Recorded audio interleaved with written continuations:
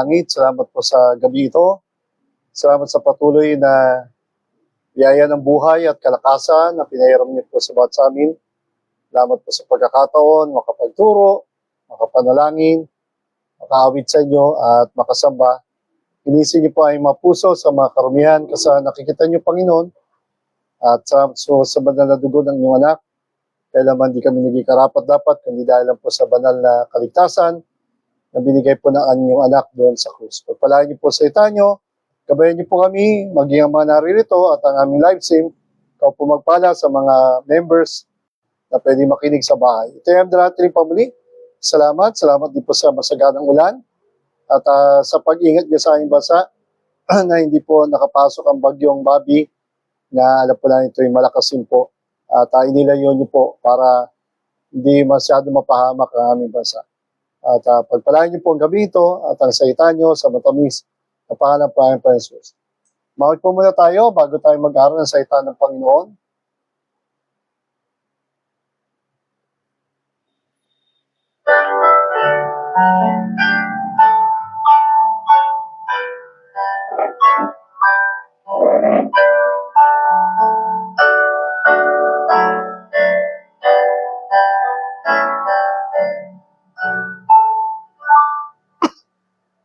Sweet hour of prayer, sweet hour of prayer, that calls me from a world of care and leads me up my Father's throne.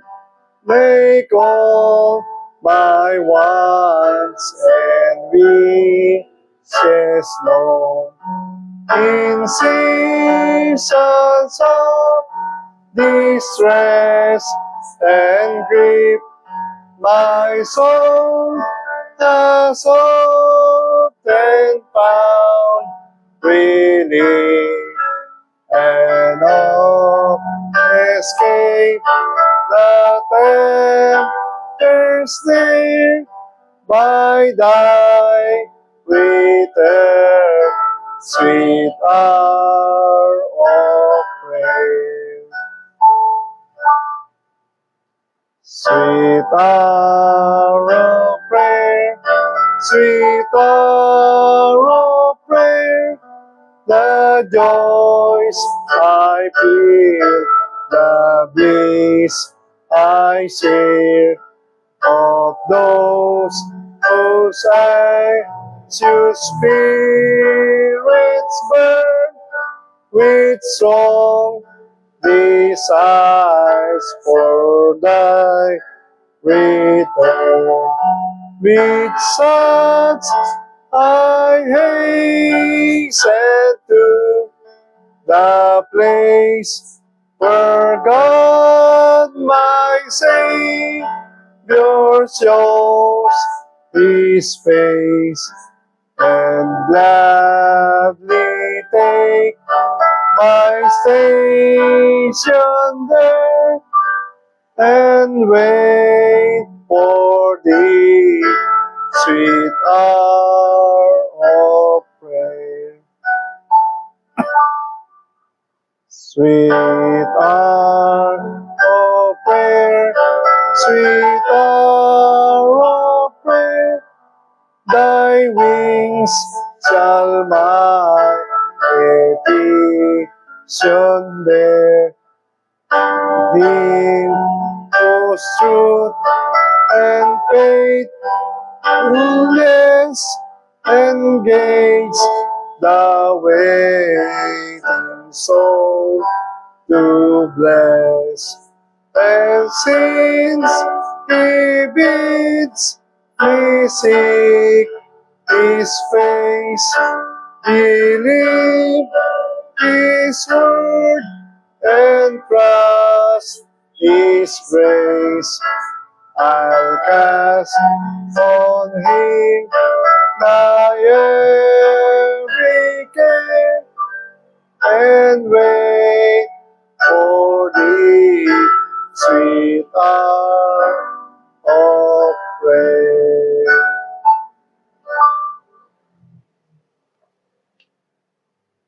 Purihin po ang Panginoon sa awiting yan. Sige po, tayo magpatuloy po sa pakikinig ng salita ng Panginoon. Let's continue our study about Nehemiah's vision and mission from the Lord. Nehemiah chapter 1. You can see that Nehemiah in Israel serves and worship the God of covenant.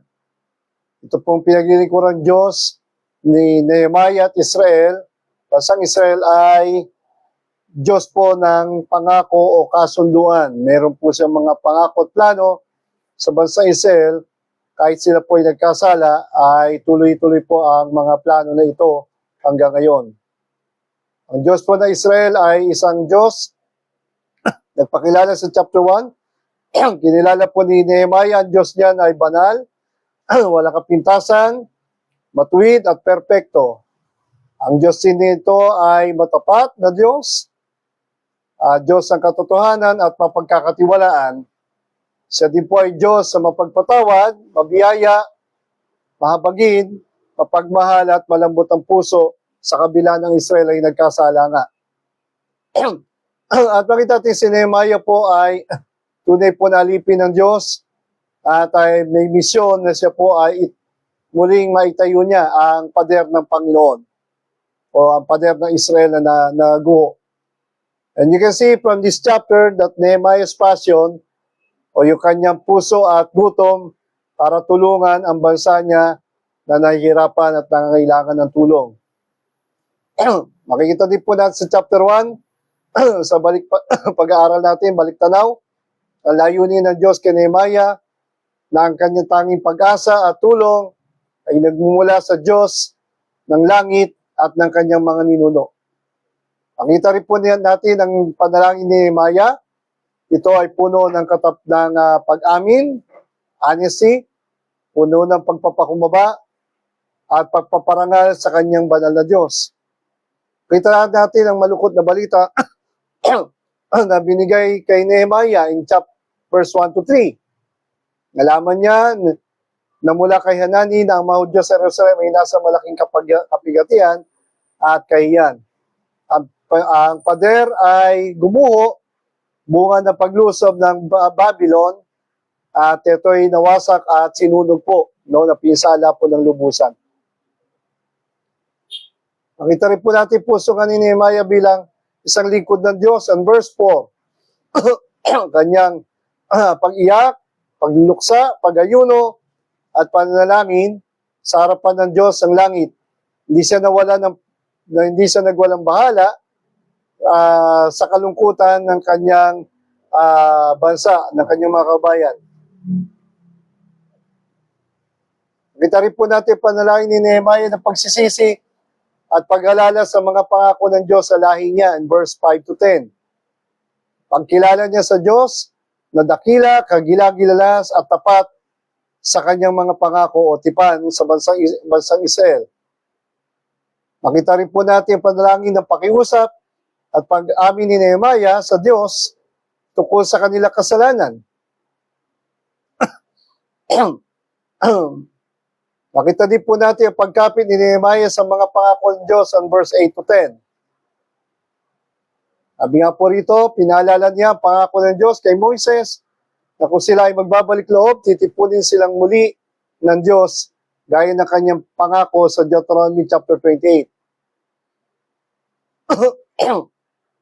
Makita natin, konting balik tanaw tayo dito. Sabi nga in verse 8, remember, I beseech thee, ito po yung prayer po ni Nehemiah, sa Diyos ng Israel. Sabi niya, remember, I beseech thee the word that thou commandest thy servant Moses, saying, if you transgress, I will scatter you abroad among the nations. At ngunit kung kayo ay muling manunumbalik at tutuparin ang aking mga utos, ay kayo'y aking titipunin muli kahit na kayo ay nangakalat sa ibang bansa at kayo'y muling ipunin ko sa lugar na aking pinangako. Nakita nga ho natin yan, chapter 28 verse 1, yung babala ng Diyos kay Moses sa bansa Israel, ang sabihan niya dyan, na kung saan, kung kayo nga ay susunod, katinig ng Panginoon ng Diyos, at susundin ang kanyang mga utos na aking pinag-utos, ang Panginoon ni Diyos ay itataas kayo ng higit sa lahat ng mga bansa sa mundo nito. At ang mga pagpapala ay darating sa inyo at kayo ay hahabulin ito. Deuteronomy chapter 28 verse 2. Kung kayo ay makikinig sa tinig ng iyong Panginoon Diyos. But on verse 15, you can see in verse 1 and 2, obey God and He will bless the Israelites. But if they disobey God, in verse 18, that it shall come to pass, kung hindi nga kayo sumunod sa tinig ng Panginoon Diyos, upang sundin ang kanyang mga kautusan, ang kanyang mga panuntut, pinag-utos, ang lahat ng sumpa na nakasulat sa aklat na yan ng Deuteronomy chapter 28 ay gayon din po ay darating sa bansang Israel if they will continue to disobey God and His commandments. At naganap na po yun sa panahon ni Isaiah, Jeremiah, Ezekiel, nasaksihan po nila ito at si Nehemiah po ay halos natupad na po yung palo na 70 years. At pinauwi na po ng Diyos si Ezra, pinatayo ang templo sa time ni Ezra, at si Nehemiah naman po ang nagtayo ng pader na nawasak sa Jerusalem. Now these are thy servants and thy people, whom thou hast redeemed by thy great power and by thy strong hand. Naniwala po si Nehemiah, ang Diyos ay tapat, niligtas sila sa dakilang kapangyarihan, at ng kanyang mabuting kamay, makapangyarihan kamay, sa kabila ng sila ay mga nagkasala dahil ang Diyos po ay tapat sa kanyang mga plano at pangako kay Abraham pa hanggang sa panahon po ni Nehemiah. Gaya ng sabi ng Galatians 3:10 niya, sa maraming gumagawa ng batas, sila ay nasa ilalim ng sumpa. Gaya ng Israel, they disobey God, so God cursed them. Sumpahin niya po ang mga taong hindi nagpapatuloy na sundin ito. Ang mga nakasulat sa batiso. Kaya nga sila nakaranas sa sumpa. Kaya nga ang kaligtasan, hindi pagsunod sa utos ng Diyos. No? Ito sapagkat ang tao ay makasalanan, walang matuwid, wala kahit sa. Sabi nga na Romans 3:10 and Romans 3:20, lahat ay nagkasala. Walang sinumang magiging matuwid sa batas kapamamagitan sa paningin ng Diyos. Ang matuwid nga o pinatawad ay nabubuhay sa pananampalataya at hindi sa pagsunod sa utos ng Diyos. Gaya ng sabi nga, ang batas ay hindi po sa pananampalataya, sabi nga ni Pastor Paul, at ang taong sumusunod dito ay dapat mabuhay dito. Ngunit wala nga naka-perfect po dito. Kaya nga si Kristo, sabi ni Paul in Galatians 13, ay dumating upang tayo tubusin sa sumpa ng batas. Siya ay tumanggap ng sumpa para sa atin sa bansang Israel sa lahat ng mga makasada sa buong mundo. At gaya ng sinasabi, sumpahin nga ang bawat isang nabitin sa puno o napako katulad ni Kristo. Siya po ang tumubos sa atin at nagbayad ng ating kasalanan dahil sa ating pagkakasala, ang Panginoong walang kasalanan ay tinubos tayo sa sumpa ng kasalanan. Upang ang biyaya, ang pagpapala ng plano ng Diyos kay Abraham, ang pangako niya kay Abraham ay dumating hindi na sa Israel, pati na sa Entil. Ang pamamagitan ni Jesucristo at ay tumanggap ng pangako ng Espiritu sa pamamagitan ng pananampalataya. Sa kabila na tayo ay tumanggap ng biyaya ni Kristo ng kapatawaran, ano po sabi ni Pablo ng Romans 6:1? Tayo ba'y magpapatuloy sa kasalanan upang biyaya ay sumagana? Hindi po. Sabi ni Pablo, no? Hindi po kalooban ng Diyos, bagamat tayo ay hindi naliligtas sa pagsunod sa batas at naligtas sa biyaya lang ni Kristo, hindi naman po kalooban ng Diyos ng tunay na ligtas ay magpatuloy sa kasalanan. Sumusunod tayo para pagpalain. Sumusunod tayo dahil ligtas na. Sumusunod po tayo dahil mahal po natin ang Panginoon. Hindi po tayo sumusunod para maligtas. Ngayon, naligtas tayo sa biyaya ni Kristo, sa kapatawaran, ay ang kalooban naman ng Diyos ay hindi tayo magpatuloy na sumuhay, kundi mabuhay sa biyaya. Wag nawang mangyari, tayong patay na nga sa kasalanan, tayo hindi na dapat nabubuhay sa kasalanan. Tayo nga nabautismuhan kay Kristo ay nabautismuhan din sa kanyang kamatayan. Ang bautismo sa tubig ay nilalarawan ng pagkamatay, pagkalibing, at pagkabuhay ni Kristo. Kaya nga ang kamatayan niya ang nagligtas sa atin, ang nagpatawad sa ating kasalanan. Therefore, kung tayo nabautismuhan kay Kristo sa tubig, ang ibig sabihin niyan, tayo po ay nabubuhay na hindi na sa kasalanan, kundi nabubuhay na sa kalooban ni Kristo. Pinatawad ka na, nilinis ka na, meron na tayong tinatawag na bagong buhay dahil sa ating Panginoon Jesus. As the Lord said in John 14:15, if you love me, keep my commandments. So hindi tayo nabubuhay sa takot, kundi nabubuhay sa pagmamahal. Nagbubuhay na tayo bagamat mahalaga yung takot sa Diyos, pero hindi tayo nabubuhay sa takot kagaya ni Israel. Kasi sa lumang tipan, ang Israel natatakot po sa sumpa ng Diyos. Pero dahil nga si Kristo na ang nagbayad ng ating kasalanan, kinuha na po niya ang sumpa doon sa krus. So, tayo po ngayon ay sumusunod out of love. Sabi nga naman, yung totoong nagmamahal sa Kanya, susundin ang Kanyang utos. So, hindi na po tayo nabubuhay sa takot, kundi sa pagmamahal. No? And of course, ang Panginoon gusto niya tayo pagpalain. Pero kung tayo po ay magbubuhay sa kasalanan, mayroon po tinatawag na palo ang Biblia. So, pagpalo, ibig sabihin yan, ikaw ay may relasyon. Ikaw ay kasama sa pamilya ng Diyos. Kung ikaw ay anak ng Diyos, automatic may palo ka. Kung may kasalanan ka at wala kang palo, doon ka matakot. Ang makita po din natin, ang verse 11, ay panalangin ni Nehemiah para sa tulong ng Diyos. Ang sabi po dito, ang tukoy ng kahilingan niya, nanalangin si Nehemiah na kahabagan at payagan siya ng Hari Artaxerxes ng Persia dahil siya nga po ay tagatikim ng alak ng hari o cupbearer. No, mahalaga po ang kanyang tukulin dahil pag umalis po siya para tulungan ng kanyang bansa sa pader na nawasak, ay sino po ang gaganap ng tukulin niya? Siya na po pinagkakatiwala ng hari. Kaya yun po ang kanyang inilapit muna. Bago niya kausapin ng hari, dadalangin muna sa Diyos. Ang Diyos ang bahalang mag-ayos ng lahat ng kanyang mga gagawing desisyon sa buhay. Sapagkat alam niya baka siya ba'y papayagan ng hari o hindi. Kaya ang Diyos muna ang kanyang nilapitan bago siya humingi ng pabor o tulong sa Hari Artaxerxes. Sabi nga ng verse 11, O Lord, I beseech thee. Hindi pa niya kinakausap dito sa Hari Artaxerxes. Puro siya panalangin sa Diyos. Panalangin ng paghingi ng tawad, panalangin ng hingi ng tulong, panalangin ng paggabay ng Diyos, pagtulong sa Kanya. I beseech thee, nakikiusap siya, pakinggan mo ng iyong tenga ang aking panalangin, ng iyong lingkod. Ang panalangin, hindi lang siya ang nanalangin, kundi pati ang panalangin naman sa Israel, the prayer of the servants, talking of the Israelites. So, it is not only the desire of Nehemiah, the leader, o tumatay parang pastor nila, tagapanguna, the Israelites also pray for the prosperity o yung tinatawag na pagtatayo ng pader at siya'y patawarin ng Diyos.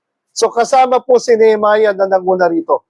So it is a desire of the Lord that only the pastor and the family or some members pray for Living Light, for our nation, or sa ating mga missionary. It should be the prayer of the church, the Living Light, the prayer of every Baptist churches. Napakalaga po yung tinatawag na unity, ng pagkakaisa sa pananalangin, pagkakaisa sa paglilingkod, pagkakaisa sa pag-aakay ng kaluluwa. Napakalaga yan, maliwanag din dito. Hindi lang po si Nehemiah ang may desire nito, ang may panalangin. Ito rin po ang tugon, naniniwala ko. Ito prayer ng bansang Israel, mga kababayan na iwan doon, nakawawa.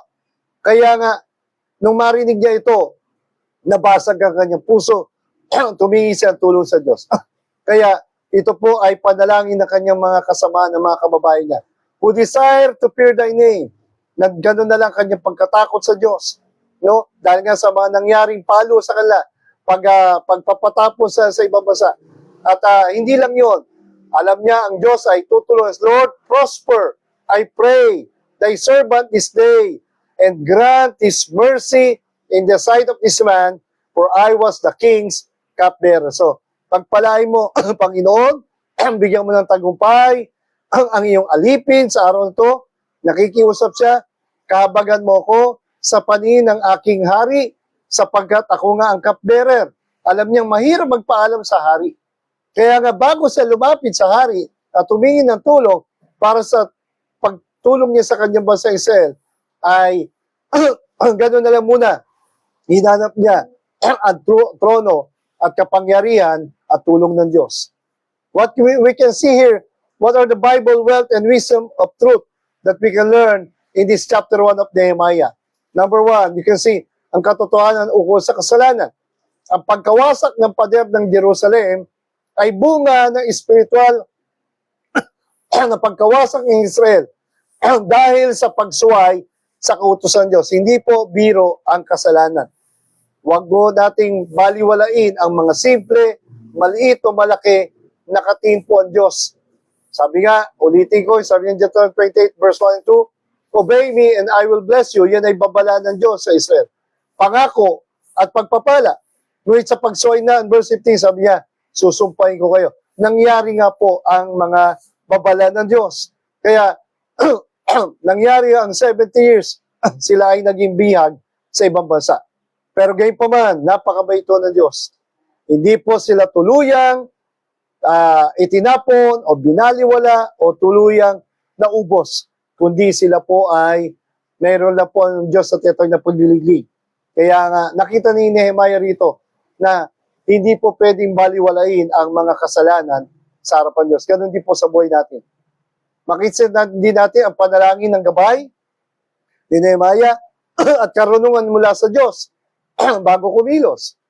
Bago siya kumilos, bago niya kausapin ng hari, at iba pang tao na lalapitan niya, nakipag-usap muna si Nehemiah sa Diyos. Bago tayo gumawa ng mga desisyon sa buhay, lumapit muna tayo sa Panginoon. Bago tayo magplano, manalangin muna. Huwag tayo magplano, sakalang muna tayo mananalangin. You pray first before you plan.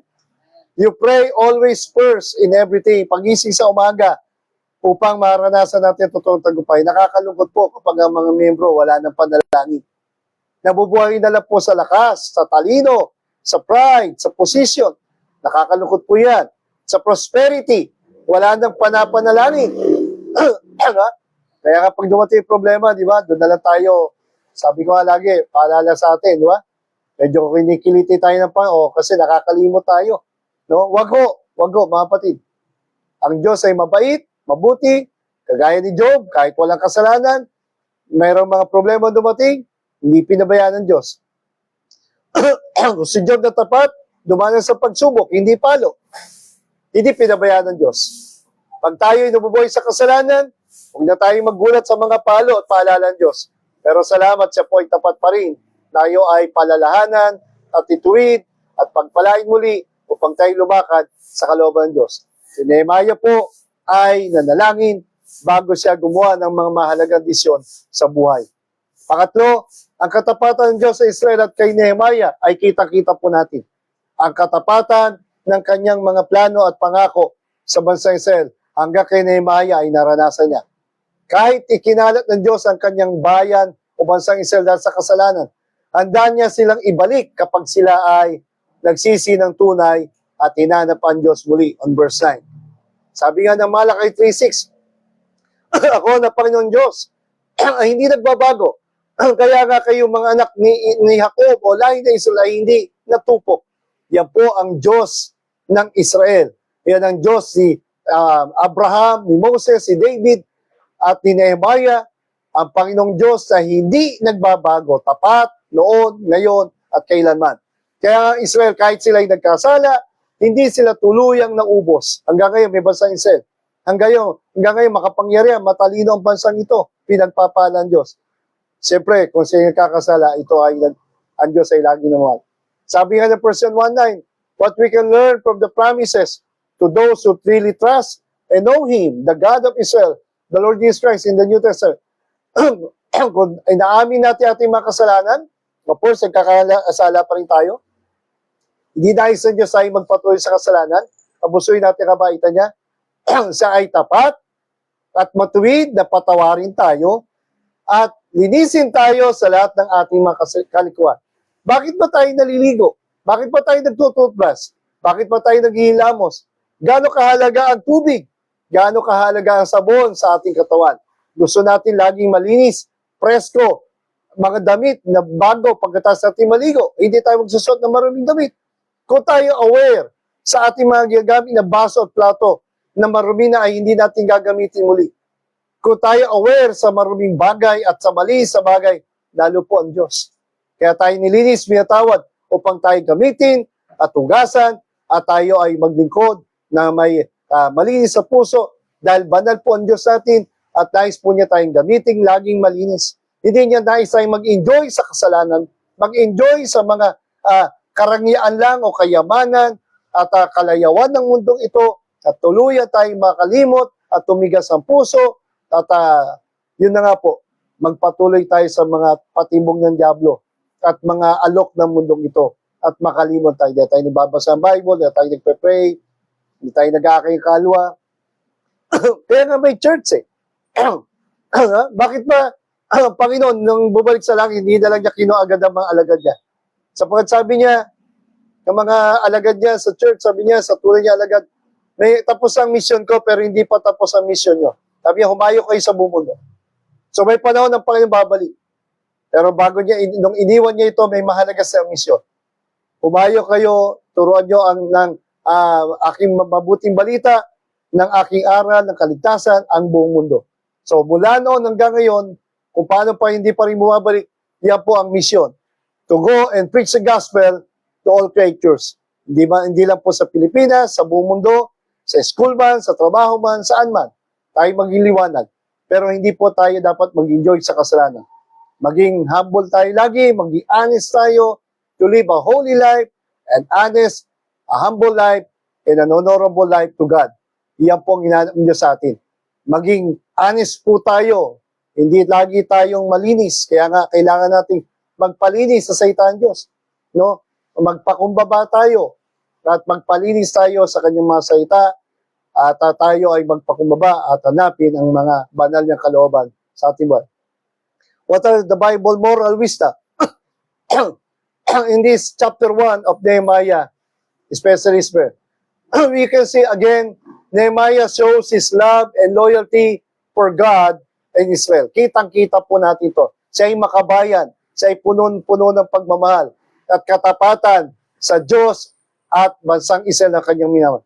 Sa kabila, ang ganda na ng kanyang kalagayan, ang ganda ng kanyang posisyon, masarap na ang buhay niya, cupbearer na siya, nasa palasyo na siya, pero hindi po niya maatim na naghihirap po ang kanyang bansa na kanyang kinalakan.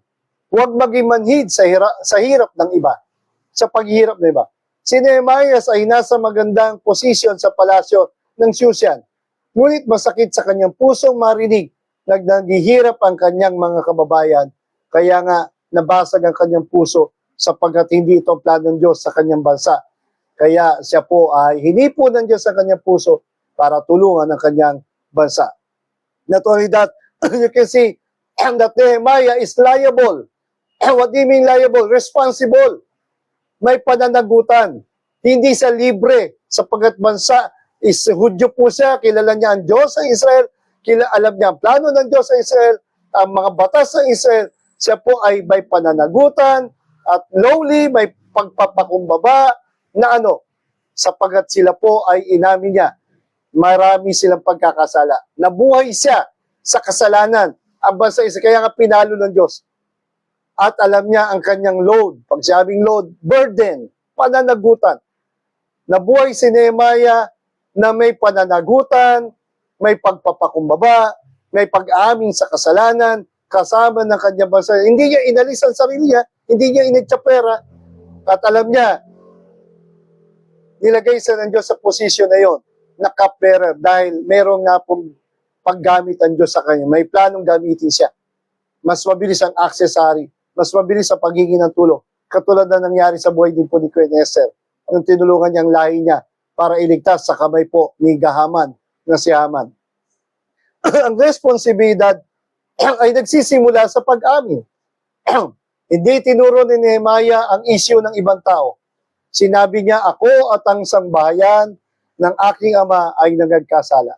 Pinalo sila dahil sa kasalanan ng Diyos, pero alam niya, hindi pa tapos ang plano ng Diyos sa bansang ito. Mahal po niya ito, at kaya nga binigay ng Diyos ang load sa kanyang puso na meron siyang gagawing misyon at pangitaing binigay ng Diyos sa kanya para bumalik sa bansa Israel at itayo ang pader.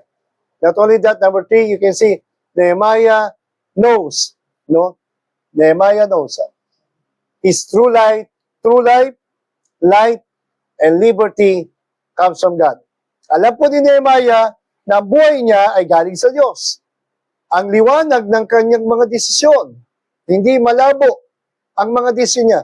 Parang mahirap pero maliwanag. May plano ng Diyos, may pangitain.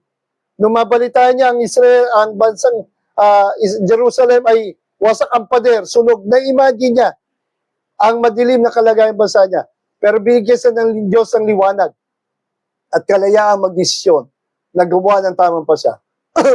May buhay siya, hindi lang pisikal, may buhay siya at lakas, at gabay ng Diyos, liwanag, at kalayaang magdesisyon.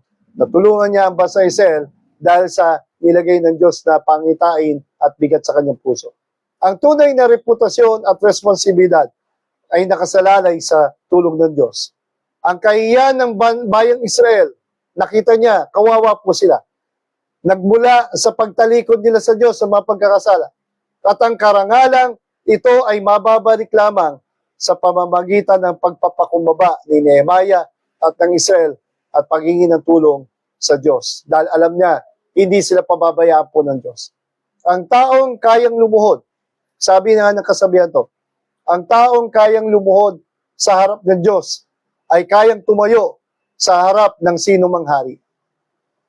Si Nehemiah po ay malapit sa puso na hari, isa ay cupbearer, pero ang kanyang hihilingin ay hindi madali.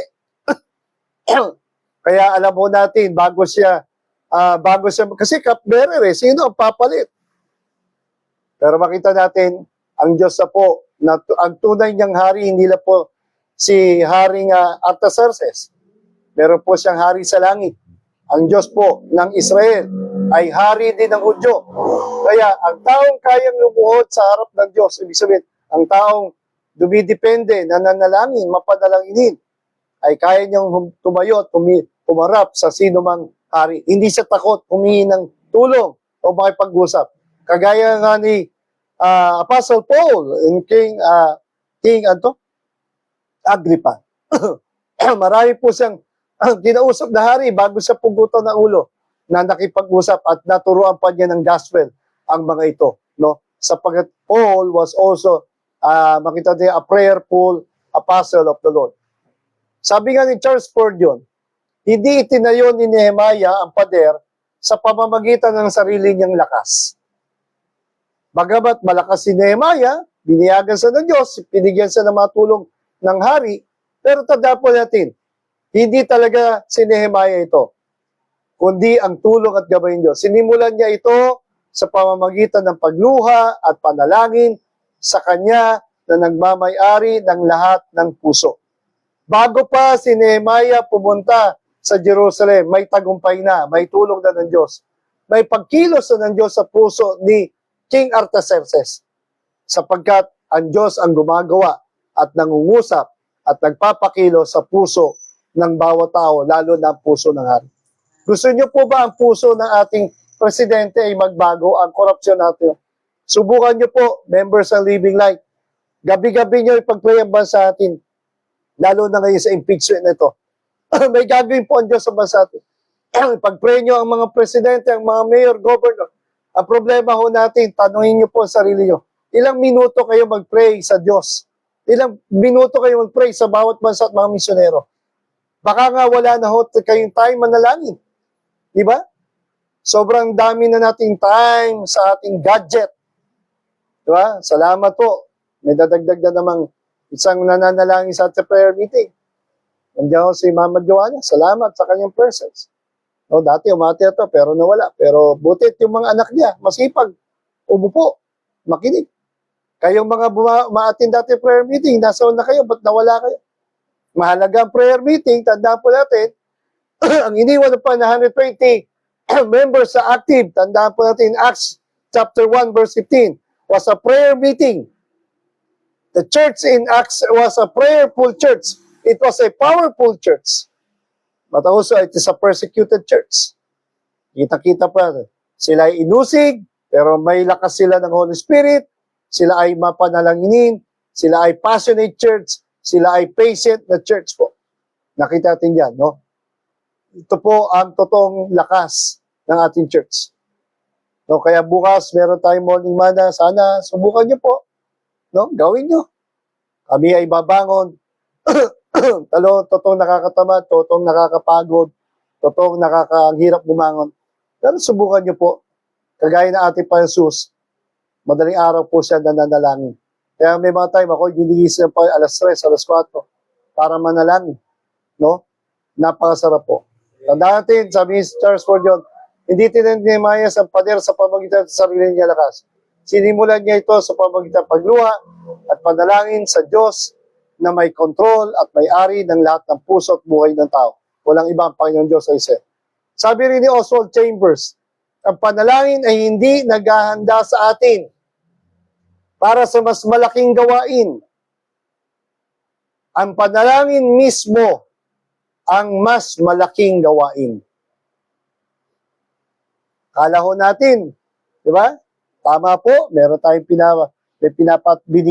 binigyan ng pagpapalaan Diyos sa ating lupa at building. No? Tama po, meron tayong mahalagang gawain. Pero ang totoo pong number 1 sa ating ministry, tandaan po natin, kagaya ng Book of Acts, again, the important ministry was prayer ministry. A member who is prayerless means powerless members. A prayerless church means a powerless church. Gusto nyo pong pagpalain pa ng maraming kalumaligtas, pamilya madadagdag, mga tatay na magbabagong buhay, magsisimba, mga kapitbahay na aabuti ng Diyos. Hindi po imposible. Bakit to may naligtas sa 3,000 ron? Bakit to may naligtas na 4,000? Bakit po hindi natigil ang mga nadadagdag na kaluan? Pasabi no? Ang Panginoon nagliligtas. Kasi nga po ang church ng Bopax was a prayerful church. Subukan nyo pang perfect attendance sa iyong prayer. Sunday nga lang, wala na tayong perfect attendance eh. Paano pa kaya yung prayer meeting? Pero subukan nyo mag-perfect attendance muna tayo ng Sunday. Tapos sundan nyo ng prayer meeting. Ay, ewan ko ha, grabe ang gagawin siguradong revival. Hindi lang sa Living Light, sana sa bawat Baptist churches, sa ating bansa, sa buong mundo. Tingnan nyo po nangyayari po sa Amerika. Dito sa ating bansa, lumalakas po ang LGBT. Hindi na natin mapipigil yan. Pero at least, naniniwala ko, kapag ang church miso ay priority ang panalangin, iba po ang gagawin ho ng Diyos. Lalo na po kung bubuksan niya ang pintuan po ng Sri Lanka, gaya ng sabi ko hapon. May mga tatay na magpapastor, magsusuko ng buhay, hindi takot mag full-time ministry, hindi takot mag-aral sa Bible school at maglingkod. Habang nagtatrabaho, hindi mo sa magtrabaho. Pero masarap, tayo po ay naglilingkod din sa Panginoon at nagpapagamit po. Bunga po yan ng prayerful church. Si Pablo, or rather, si Peter, tingnan niyo po ang Bopax. Habang nakakulong sa kulungan, sila po ay nananalangin ng church, kaya po gumawa ng himala ang Diyos. Sila po ay nakalaya sa kadena na yon o sa tawag nating pagkakakulong. Basahin niyo po ang kwento yun. Inihatid po ng angel doon sa bahay miso na nananalangin si Dorcas, kung yun nagkabalik. Yung batang si Tabita. No? At habang sila nagpe-pray na sila Pedro ay makalaya sa pagkakulong, kumakatok na si Pedro sa kulungan, o rather sa pintuan ng bahay ng nananalangin mga miyembro, ay tumakatok si Pedro, buksan si Pedro to. At sabi nung bata, ikaw nga ba yung Apostol Pedro? Hindi pa niya buksan. Okay ito, buksan mo. Kinausap niya yung mga miyembro, sabi ni Dorcas mo, tama ba? Bata doon, Tabita. Sabi niya, si Apostol Pedro malaya na sa kulungan. Andun sa pintuan. Naggulat pa. Tumigil ka na nakakulong siya doon. Sinagot na ng Diyos, hindi pa siya maniwala. Tingnan niyo po yung talata niya. Sige, silipin natin saglit. Makakala niyo, ginodyo ko lang kaya. Anong version? Tingnan niyo po. The prayerful church, sinagot na ng Diyos, pero hindi pa rin sila makapaniwala na malaya na si Apostol Pedro. Chapter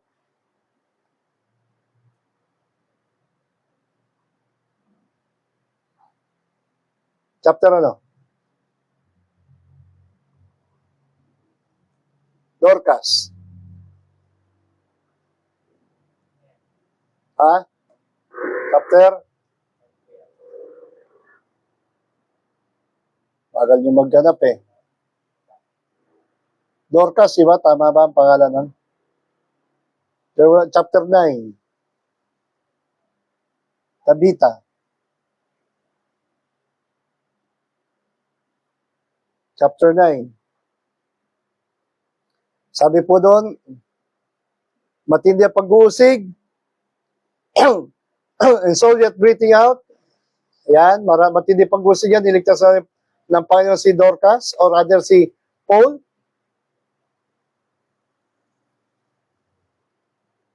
Yung nakulong si Pedro.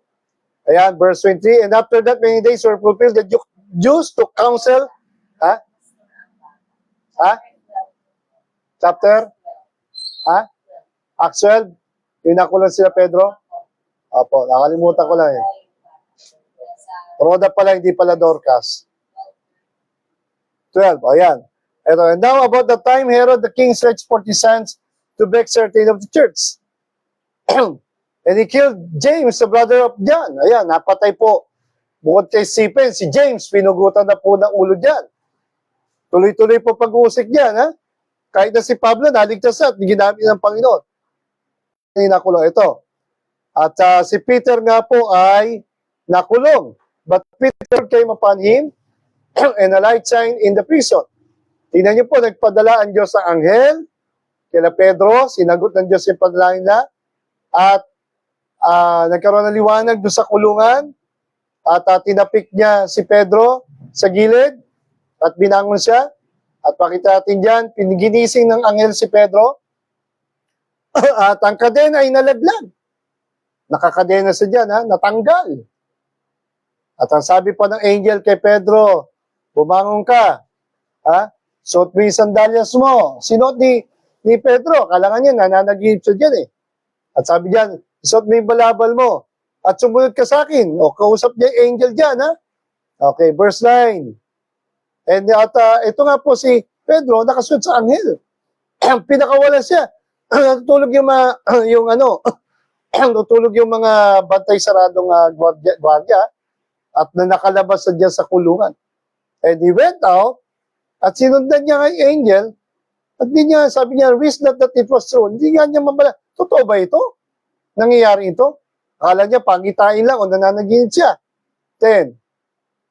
And when they were past the first and the second ward, nilagpasan nila yung mga bantay tanod. Yung una at ikalawa. At pati na yung Iron Gate.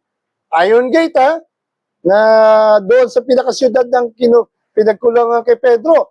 Nakalabas sa prison, nakalabas sa Iron Gate ng syudad, nabuksan ito, which opened them of his own accord, nabuksan. Kusa.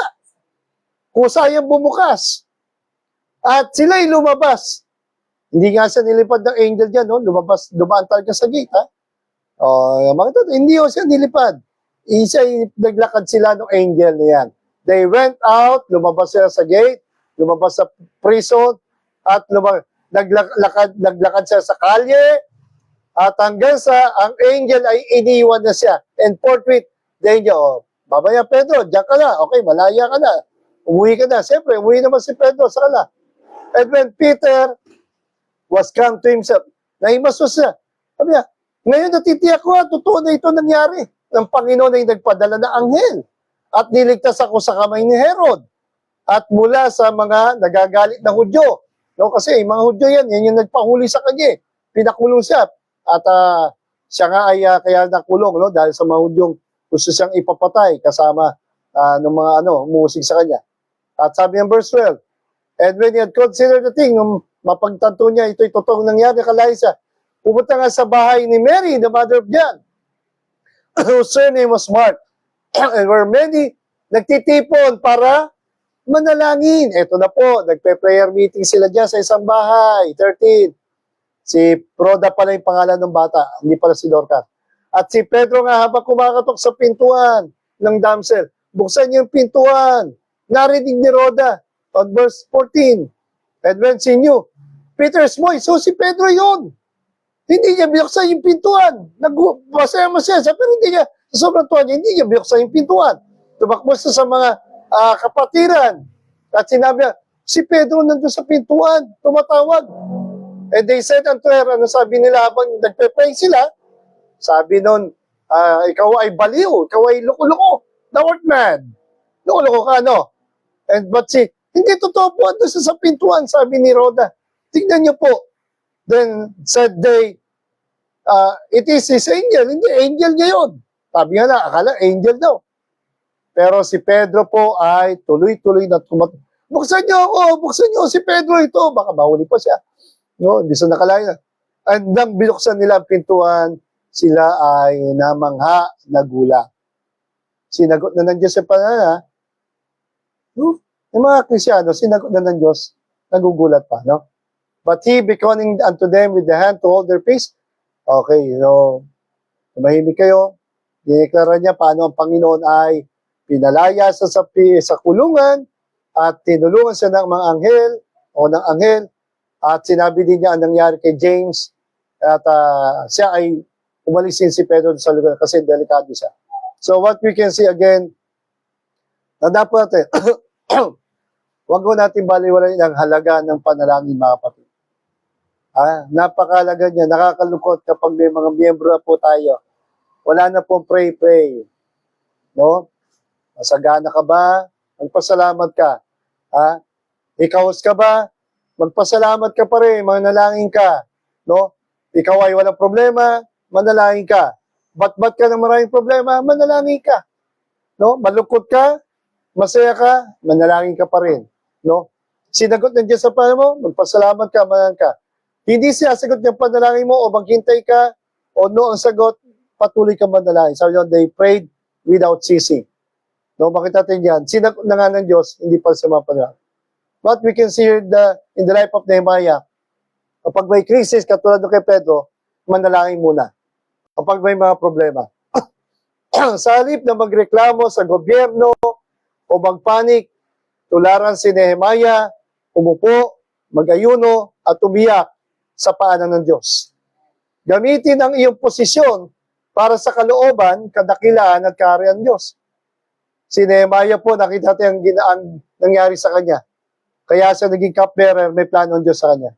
Kaya ka pinagpala. Kaya ka naging engineer o doktor o ikay may negosyo. Huwag natin kalimutan, ang Diyos ang pinagmumulan ng pagpapala. Sabi nga ng Deuteronomy chapter 8, ang Diyos ang bibigay ng lakas para ikay maghanap buhay. Ang Diyos ang bibigay ng kalusugan, nag-iingat. Kaya dapat lang ibalik mo ang pagpapala sa Kanya. Gamitin mo ang iyong Facebook, ang iyong katalinuhan, kapangyarihan, impluensya, hindi lang para yumaman, hindi lang para sumikat, kundi sa pasikatin natin ang Panginoon sa buhay natin. Ibigay natin mabuting balita, kagaya ni Nehemiah, nagpagamit siya, naglingkod para sa kanyang bansa at sa kanyang Diyos, dahil Diyos ang nilagay ng Diyos sa kanyang puso. Ginamit ni Nehemiah sa pagiging cupbearer niya upang ma-influensya niyang hari, upang maging daan sa muling pagtatayo ng pader. Humingi siya ng tulong Pero bago siya lumapit, humingi na tulong sa hari, humingi muna siya ng tulong sa Diyos. Naging prayer po siya. Nasaan ka man ngayon, trabaho, paaralan o negosyo, gamitin mo ito para sa kalulatian ng Diyos. No?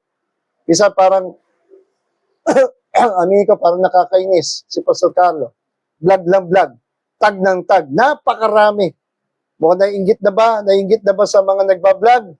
Pero okay na rin. Alam niyo sa Sabada bakit? Kasi Bible naman ang kanyang binablog. Okay na rin po yun. Gamitin mo. No? Pastor ka man o hindi, mag-vlog ka. Mag-share ka ng gospel. Pwede po yun. Pero wag naman puro vlog. Mag-soul winning ka pa rin. Mag-Bible study ka pa rin. Mabigay ka pa rin mabasahin. Pero okay na rin po. Gamitin mo na rin Facebook. Gamitin mo ang messenger, ang chat, ang picture. Mag-share ka ng gospel, gamitin mo ang Facebook. Huwag puro mag-share ka lang ng share ng mga walang kwentang bagay. Gamitin mo ito for the glory of God. Katulad ni Pastor Carlo, no? Gayahin po natin siya. Nagsishare na po siya ng gospel, ano? By the way, kung kikita siya, di okay na rin, pero mas masarap. Share the gospel, the good news of the Lord Jesus Christ. Pangatlo, anong ginawa ni Nehemiah? Ipagdasal ang iyong pamilya. Mga pinuno ng bansa, kagaya ng ginawa niya sa Israel. Mga kapatiran sa iglesia. Be prayerful. Pray for yourself. Pray for family. Pray for our nation.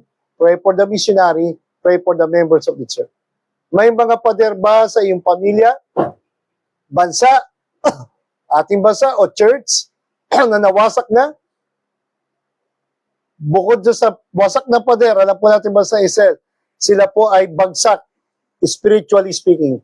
Kaya nga po nawasak ang pader at pinapalo sa Diyos sa ibang bansa dahil sila po ay namuhay sa kasalanan. Bisa may mga miyembro, kala nila yung hindi pagsisimba ay baliwala lang. Kala nila, pag hindi ka nanalangin, okay lang. Sa kanya na nakakalam ng mabuti, hindi niya ito ginawa, ito ay kasalanan. Sabi ng James 4:17. Sabi ng 1 Peter chapter 3 o 1 John chapter 3 verse 7, ano ba kasalanan? Ito ay pagsuway sa batas. Ano ang kasalanan? Ito ay pagsuway sa batas sa utos ng Diyos.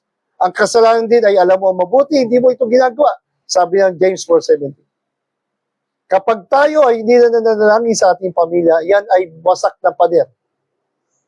Wala ka ng proteksyon mula sa kaaway.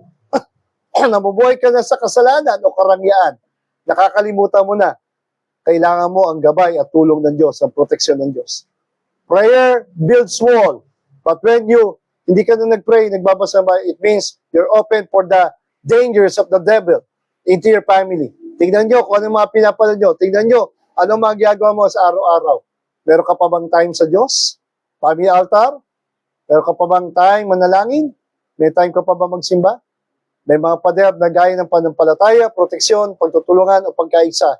Napakalaga, lalo sa ating bansa ngayon. Simulan mo ang pagtayo ng salamat sa pamamagitan ng panalangin, gabi at araw. Meron ka bang mga taong dapat patawarin?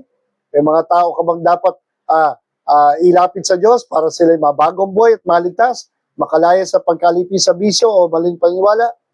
Ipag-pray mo sila. Mga nawawasak na tahanan, mga nawawasak na buhay, ng mga bisyo at kasalanan, alam po natin, marami po tao mapapahamak ngayon. Simulan po natin sa panahon. Sabi nga ng 2 Chronicles 7:14, if my people which are called by my name shall humble themselves and pray and seek my face and turn from their wicked ways, then I will hear from heaven and will forgive their sin and will heal their land. Yan ay pangako ng Diyos sa Israel. Na kung ang bansa niya na tumatawag sa kanyang pangalan ay magpapakumbaba at mananalangin at hanapin ang kanyang kabanalan, ang kanyang mukhang masaya na hindi nagagalit. Pero kapag ang Diyos ay nagagalit, tinatalikuran niya ang mukha niya at ang paningin sa Israel para tulungan. At ang paghanap ng mukha ng Diyos ay ibig sabihin paghahanap sa kanyang kabanalan, paghanap sa kanyang kalooban, pagtalikod sa mga kasalanan ginagawa, at pagsunod sa utos niya. Pakikinggan ng Diyos ang panalangin nila mula sa langit at sila ay pagpapalain at pagagalingin at patatawarin. Pray for the peace of Jerusalem. They shall prosper that love thee. Mahalaga po, pag-pray natin ba sa Israel lagi, tanda po niyo, mga kapatid, kasama ito. Pag-pray pa natin sila dahil sila po ang lahing pinili ng Diyos. Sila po ang, sa kanila galing ang Biblia, binigay sa putos.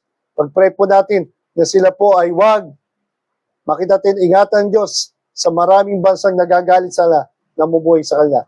Pagpalain siya ng Diyos at iligtas ang bansang ito.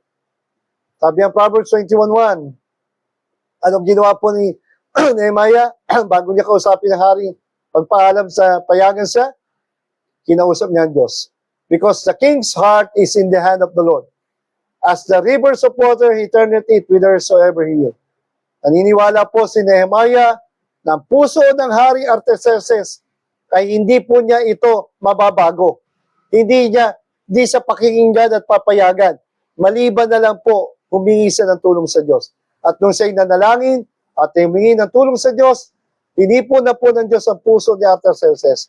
Kaya nga, makita natin, katulad ng ilog, tubig sa ilog, na ito'y lumiliko-liko.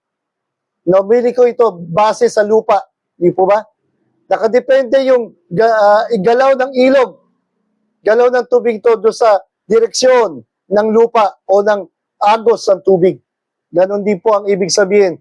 Ang puso ng hari o ng bawat presidente ay kayang baguhin ng Diyos, kayang pakilusin ng Diyos ayon sa gusto niyang direksyon, kagaya ng ginawa ng Diyos sa puso ni Artaxerxes. Siya lang papagkakatiwala ng cupbearer, wala na iba. Imagine yung Hudyo yan, hindi niya kababayan yan. Pero kita nyo, kahit mapanganib na iiwan siya ni Nehemiah, hindi nasunod ang puso ni Artaxerxes na hindi niya payagan si Nehemiah. Alam niya, walang kapalit, pero pinayagan niya. Bakit? Kinilos na po ng Diyos ang puso ni Artaxerxes. Hindi po siya nakahindi sa hiling ni Nehemiah, sapagkat ito ay pagkilos na po ng Diyos sa puso, hindi lang ni Nehemiah, pati na sa puso ng Haring Artaxerxes. So dito po natin tinatapos po, as we continue the book of Nehemiah, we will continue it in the next chapter in the following Friday. Tayo manalangin. Lord, salamat sa ita mo. Pagpalain niyo po sa ita niyo, tulungan niyo kami. Help us to be like Nehemiah.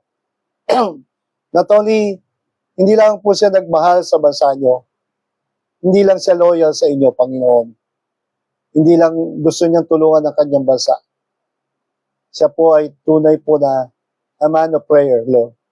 Tulungan niyo po kami, higit sa maraming lesson na tinuro niyo sa amin sa chapter 1. Help us, Lord, to be prayerful like Nehemiah. Sa panahon na alam niyang mabigat ang kanyang tukulin na papasanin, mabigat ang misyon na nilalagay niyo sa kanyang puso. Alam niya, bago niya kausapin ang hari, bago niya gampanan ng isang misyong mahalaga at hindi basta-basta, Panginoon.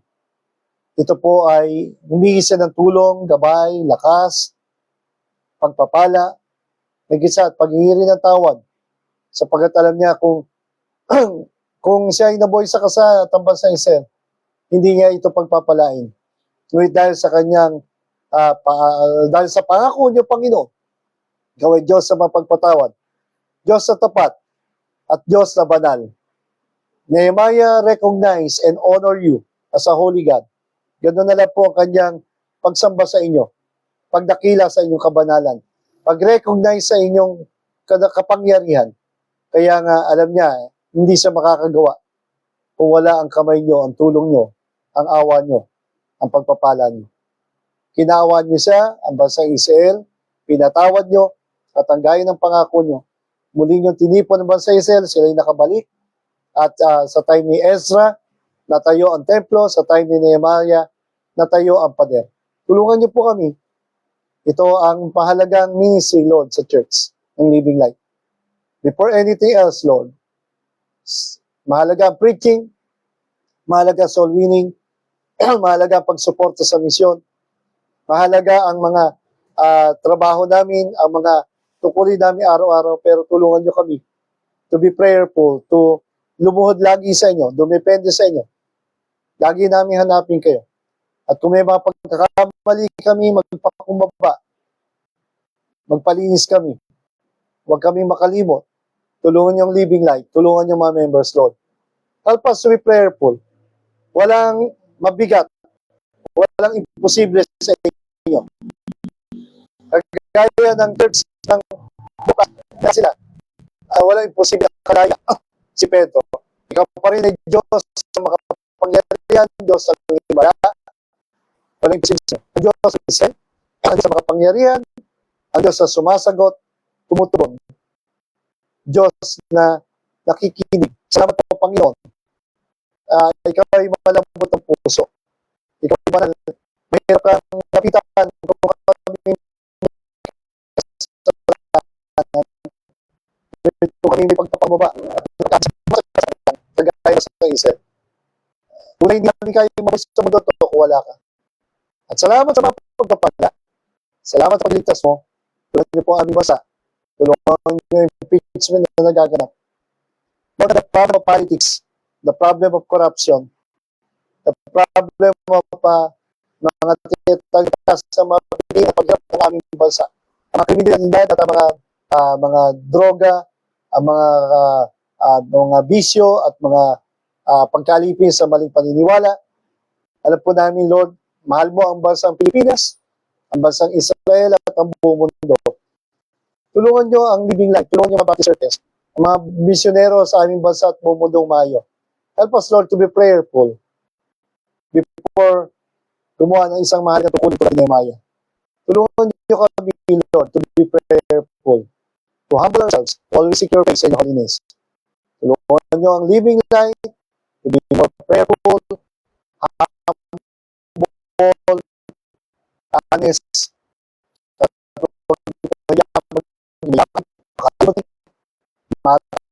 tayo ang sa ipan, sa Panginoon, hindi sa isang tao, hindi sa isang